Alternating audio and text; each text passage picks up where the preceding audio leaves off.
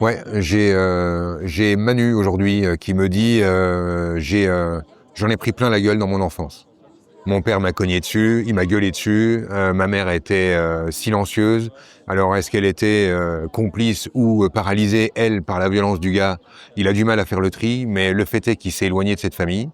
Et il me parle de ça en faisant un espèce de lien avec le désir qu'il a d'être un artiste, de se mettre à chanter, de faire de la musique. Et il sent qu'il y a quelque chose qui l'handicape là-dedans.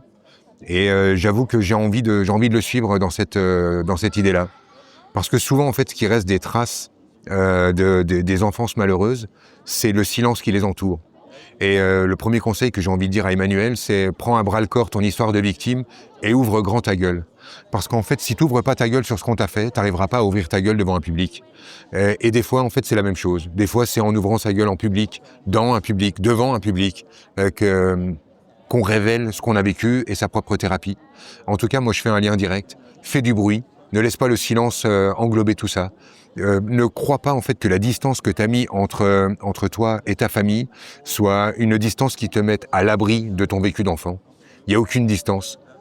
Il n'y a aucune distance qui te mette à l'abri de cette douleur-là. Alors voilà, il y a des moments où il faut savoir ouvrir grand sa gueule, que ça soit devant un public ou devant un gendarme dans un commissariat ou devant un psy dans l'alcôve d'un cabinet.